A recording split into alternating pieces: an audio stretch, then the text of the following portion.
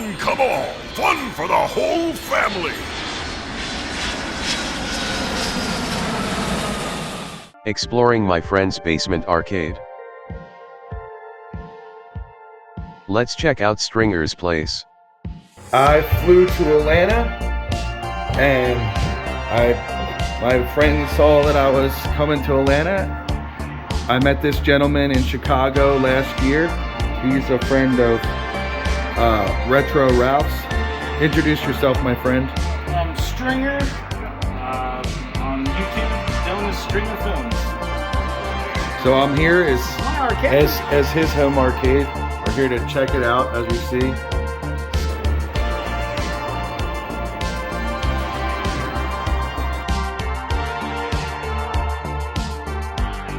Got cool stuff. As you've seen these before. Yeah, I kept this one because I put so much time into making this monkey. So, yeah. But arcade one-ups have their purpose. It doesn't take a lot of room. It's your starter set to get you to the big boys. Yeah. So this got me started, and we'll see what it led to.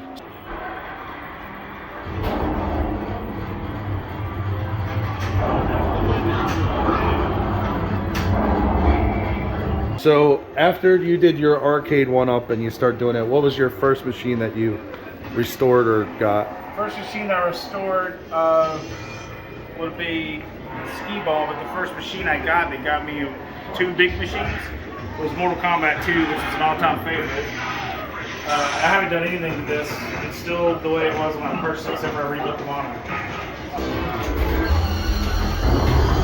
Can you show them what's special about your Mortal Kombat games?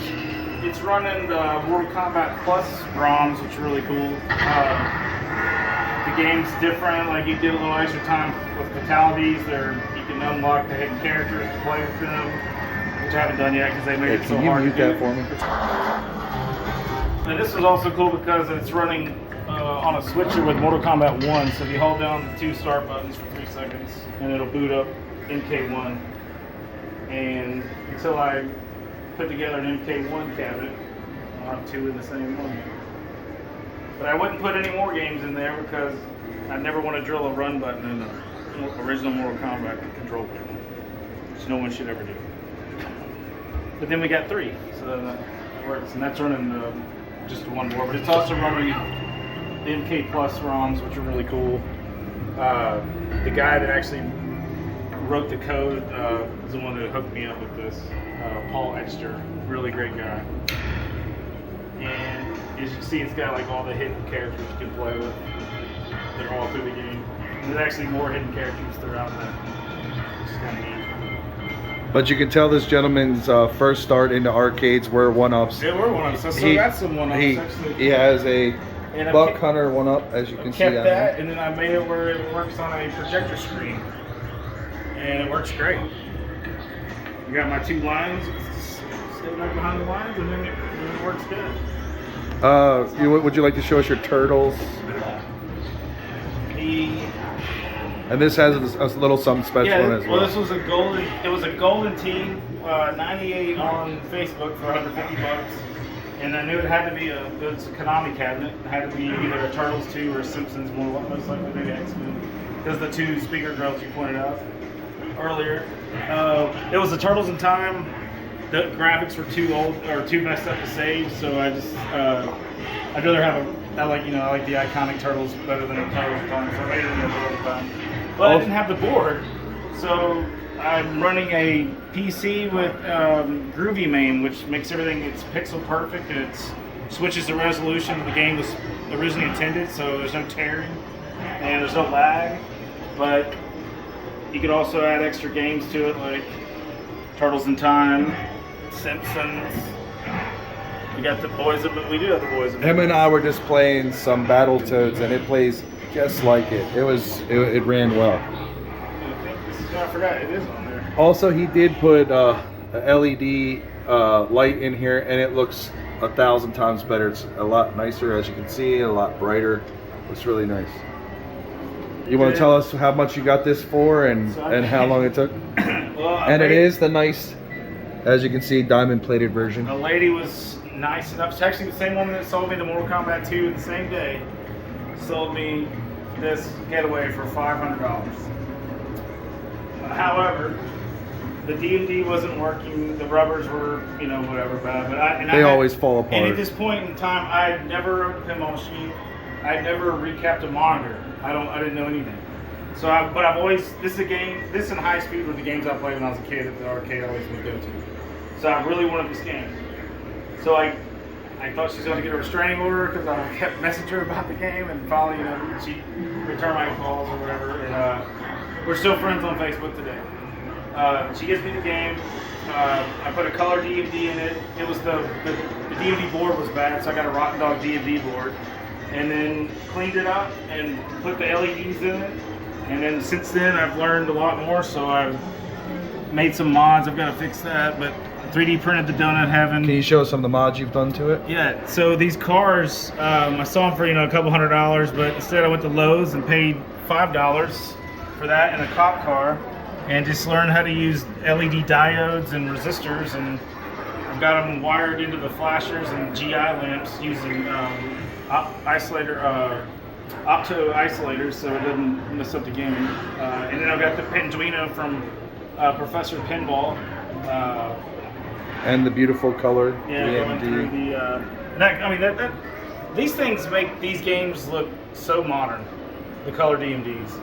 Just adding that to the game. And as you see in all the cabinets that we just saw so far, if you want a cheaper price, you got to put a little elbow grease, but you can have something really nice. Oh yeah, like I paid $600 for that. That was $250 or $200 for the cabinet with nothing in it, and it's running the same as the Turtles. It's running a PC with the Groovy main and the JPAC, so the CRT and all the resolution is the same. There's no lag. Perfect. You don't play Blitz. You don't play anything. Did you want to show us your Nintendo? All right, so here's the versus Excitebike, a game I played in the arcade all the time as a kid. Was probably my favorite arcade growing up. So this is running regular hardware, original hardware. But if you know anything about Nintendo cabinets, you can't. There's no free play, and there is actually a free play option, but it kills the attract mode, so you'll burn your monitors in because it'll stay on where you have a single screen.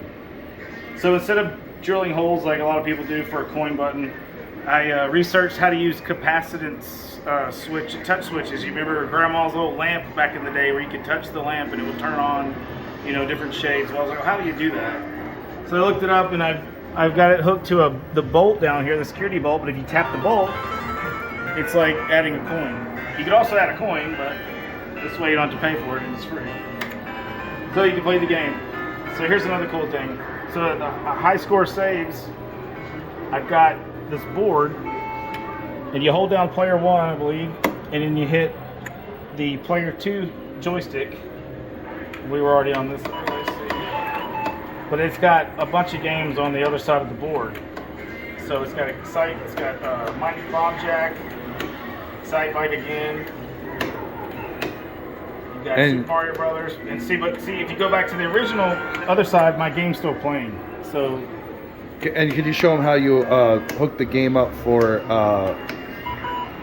the gun itself if you wanted to have gun for the gun game? So High Score Saves also has an adapter board where you can actually plug in the original Nintendo Zapper into the hardware PCB of the arcade game. Because if you can't afford a normal Nintendo, those guns are going for a lot right now and very hard to find. And I don't have one. I was working a minute ago. Let's go back together. Yeah, it has Hogan's Alley and also Duck Hunt. You hold down this. So you can't use the bolt trick on the high score saves board. You have to hold down player 1 and tap A, and it gives you the credits that way. So then you can just back up and play like you would on a normal CRT, just with the Nintendo Zapper gun from back in the day. So which is pretty cool. Do you want to show us your next gym Yeah. that you've restored and fixed? $300 for this thing. I didn't really do much to it except for clean it up, and the boards weren't working in it. I rebuilt the power supply. I tried to fix the boards. I couldn't do it. This original monitor. The only thing I did was I put the blue light in the back, the blue UV light. A lot of people think it's a black light, but it's really a blue one in this.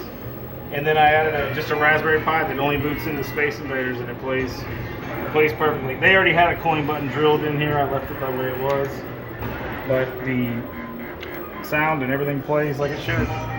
You can hear the old pew pew pew pew.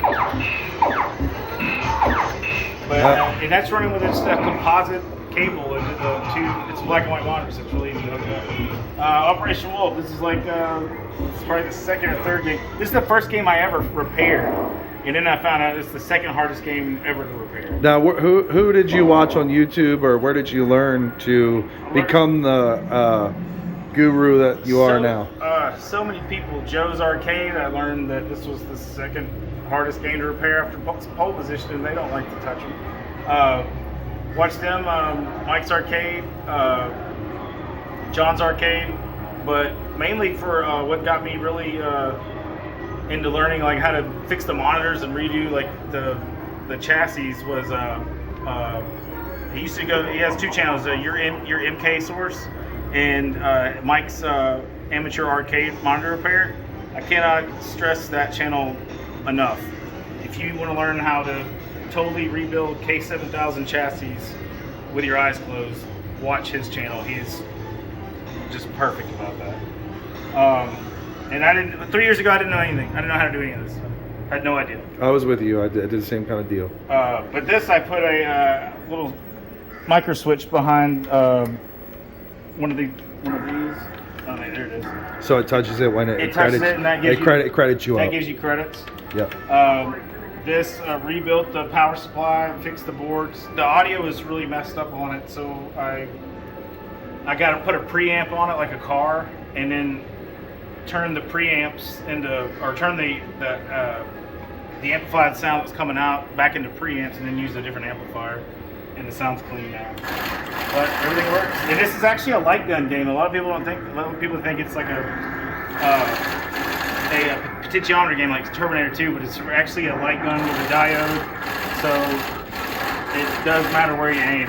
It is actually a light gun. I see you got a sweet narc over there. Got the narc, man, with the all original. Only thing that's not original is the LED light up there. Which, as you can see here on the screen, the LED lights really make it pop. I think it looks really good. I mean, some people love their games to be all original, but sometimes you got to upgrade a few little things just to get it into cool now. White,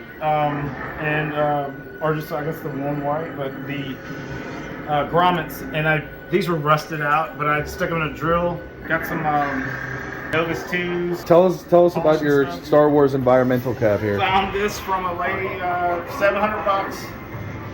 Best part about it was I somehow tricked our family into carrying it out of their stairs in the backyard for me. You must have a silver tongue then. It was something. So it didn't have anything in it. They had it into a main racer or something. I ordered a reproduction translite marquee. That Plex was still in it. This was not here. Lowe's $30 and 2 hours on the heat gun and bent it to shape. Saved a couple $100 doing that. Like I said, sometimes if you just think about it and you create it, sometimes you can save a lot of money.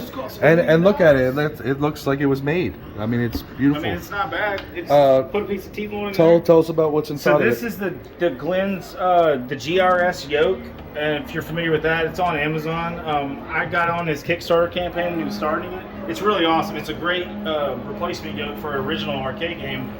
But the best thing about it is that it comes with the original hardware outputs where you can hook it up to a real game. It comes in with the Arcade 1-Up output, so you can actually replace your Arcade 1-Up Star Wars plastic yoke with this more heavy-duty metal yoke with like magnet sensors.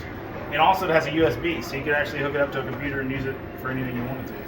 So what I did was, since I didn't have the boards in the Vector monitor, I went ahead and I stuck a 20-inch Dell monitor in here. I took the guts out of an Arcade 1-Up because they did the emulation so nice, and paired it with this yoke, and it plays I mean, just cleaning this is all original artwork. I didn't have to replace any of the artwork. It's all original. Except the back. Except the back translate. Everything else was the same. And just touched up some black, down here. And it's got the arcade 1-up, 3 games you could play, and actually replace the speakers, upgrade them, some regular parts. So as you see, he still got a few arcade 1-ups. I had 20 of these things at one time, and then I sold them all, but I kept the ones that I spent the most time messing with. So this one, it's a Centipede, but I shadow boxed the monitor where it kind of looks. He's saying if he could find a cabaret or something of these, I'll replace it. he'll swap this out. Right now, it doesn't take up a lot of room. So, this is your first game that you got. This was the first one. I think I paid like $600 for it.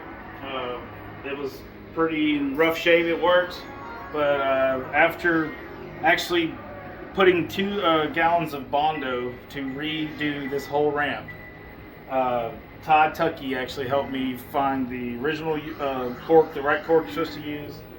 And instead of paying $300 for the piece of plastic ramp that was broken, I just plastic welded it with some wire ties and melted it, and then used epoxy.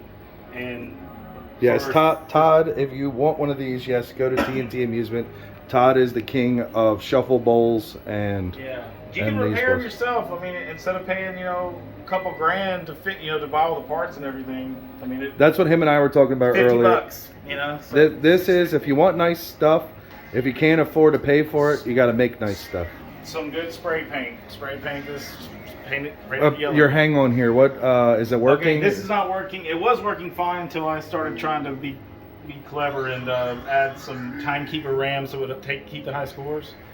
And I think I messed something up with the boards, but I haven't really had the time to look. So it's back to a work in progress. But I paid $75 for this.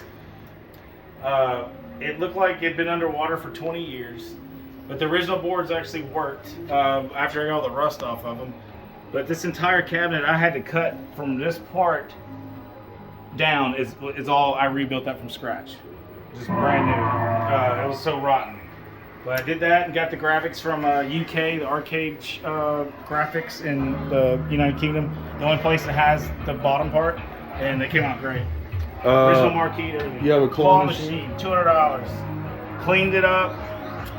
Everything worked on it fine, except for this. I could not fix the board to make the lights work. So what I did was I changed those to little LEDs, and I got an Arduino and learned how to write script code to make the lights chase and do different things, and that's how that's working. Same as the pinball. Now you have a turbo championship. This is also running Groovy Main, so it's got every Street Fighter game ever imaginable in it. And where did you get this cabinet? And this cabinet came from Nick Madsen in Minnesota. And it was actually a 3-way trade with Retro Ralph and Nick and myself, where Nick had purchased some stuff from Ralph. Nick had this game. It's the first game that Nick ever restored himself. He had to get rid of it because he didn't have the room, but he really didn't want to get rid of it. So he kind of kept it in the family. I see a fun game next to you, Heavy Barrel, and Heavy Barrel, this one it's got the original hard to get. One of my all-time favorites. This actually was a Midnight Resistance game I bought from a guy for $400. Working completely, nothing really changed. And what's great is, like I said, these are hard. And I still have the Midnight Resistance board inside this cabinet. I'm waiting to find another cabinet to have it a second one. But I just turned the monitor vertically and put Heavy Barrel in it because I love it. So you got Terminator 2. Turtles 2. This was Nick Madsen's, or no, this wasn't his, but he broke his mirror. He had to buy this cabinet, the whole cabinet, to get the mirror out of it, and he was going to throw it away, and I made him ship it to me for a couple $100. And I found a mirror for $40 on guy from online, and put it together. Sometimes you just a little ingenuity. Just did some touch-up work and rebuilt the guns, and I mean, he's saying, tell us about your Open Ice. Open Ice. Great game. The guy gave me the guy wanted the boards. He took the boards out. He gave me the cabinet. He gave it to me. So I was like, all right. I cleaned it up. Got some new side art for it, and we're running the same. I remember which buttons to use to get it off. Anyway, it's running the PC too. What about your Smash TV here? Smash TV is all original. This was a Primal Rage, $500. Sold the Primal Rage guts for $450 on eBay, and then just got Joe Sabo's beautiful marquee. This thing looks so great. His bezel and control panel, and I got the side art from Skate Pod, and then I hand painted that. I'm waiting for the Now, what about your NBA Jam here? NBA Jam. This is cool.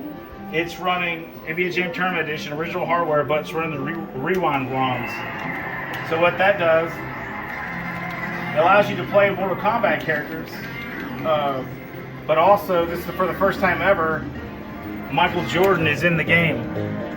He's actually in the game. Check this out. Or you can go down this question mark. Look at these guys. Now these guys are in the game. Really cool. Classic Game Rooms Tato thing, $75. I found this from a guy. It's got a CRT in it.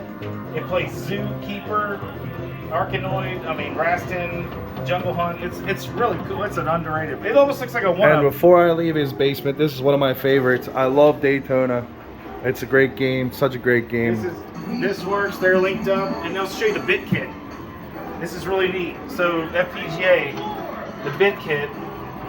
It's got all these games are pixel perfect. And actually, the high scores can wipe Bluetooth to your computer, and they'll actually accept them, I believe, at Goblin Ghost?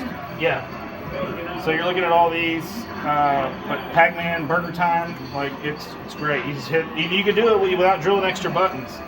So you start it, and to get a quarter, you just hit a credit. You just hit this twice, and then you're going, and that's your pepper, and you don't have to tear up your cabinet.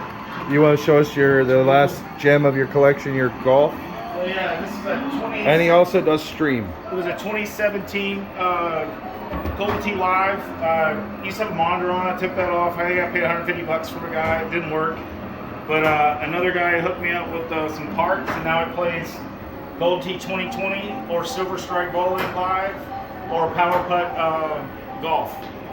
As you see, he's got some nice lighting up as well. So this whole basement was unfinished when I got it. I don't know anything about construction.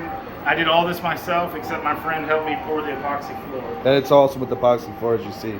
So, well, thanks for joining us. Thank you. And it'd come out to Southern Fried Gaming. We might. I'll put his information in the back. Yeah, we're gonna go to Southern Fried. Yeah. So in Atlanta. But we'll see you at the next one. And if you have an arcade that you want him to come over, or us or Retro Ralph. Or if you have a question, if you're trying to fix something, maybe I've done it before, because it seems like the people that really used to work on these, they're not around as often. And so we're kind of picking up the hobby and kind of keeping it going.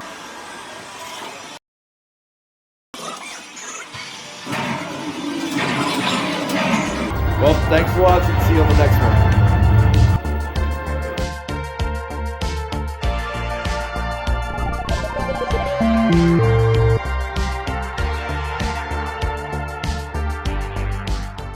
Everybody.